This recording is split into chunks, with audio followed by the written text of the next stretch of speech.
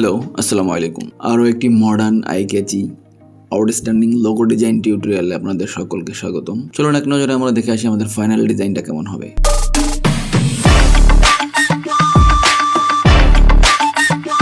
সর্বপ্রথম আমি আমার হ্যান্ড স্কেচটার অপাসিটি 60% করে নিলাম এবং এই লেয়ারটাকে লক করে নতুন আরেকটা লেয়ার ক্রিয়েট করলাম।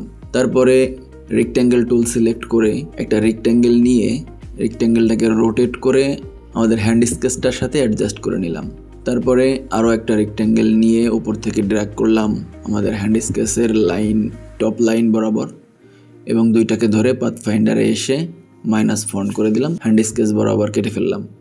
নিচ থেকেও আমি সেম কাজটাই করব, সেম পদ্ধতিতে একটা রেক্ট্যাঙ্গেল নিয়ে দুইটা শেপকে ধরে মাইনাস ফন্ট করে দিলাম। তো আমি আমাদের এই শেপটাকে আরেকটা কপি করে নিলাম এবং অ্যাডজাস্ট করে নিলাম। তারপরে আবার সেমভাবে আমি উপরের অংশটুকু কেটে ফেলবো একটা শেপ নিয়ে, তারপরে দুইটা শেপকে ধরে মাইনাস ফন্ট করে দিলাম।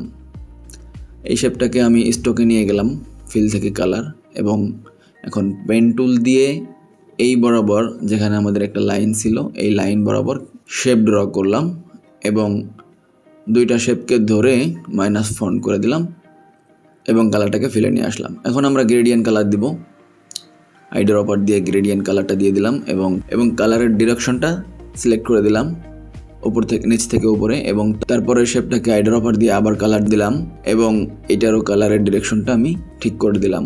এখন বাম পাশের যে শেপটা আছে সেটাকে অবজেক্ট থেকে অফসেট পাথ করলাম 32 পিক্সেল এবং এটাকে অ্যাডজাস্ট করে নিলাম আমাদের শেপের সাথে।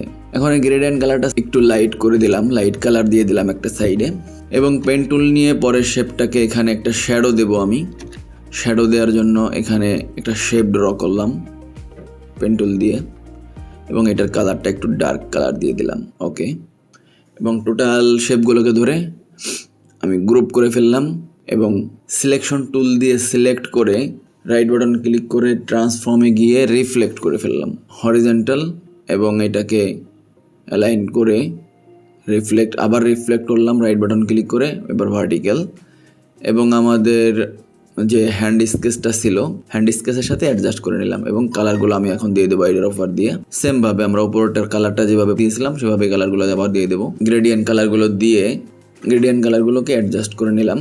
তারপরে আমাদের শ্যাডোটাকে আমি ডার্কার কালার দিয়ে দিচ্ছি। আমাদের ডিজাইনটা কিন্তু অলমোস্ট রেডি।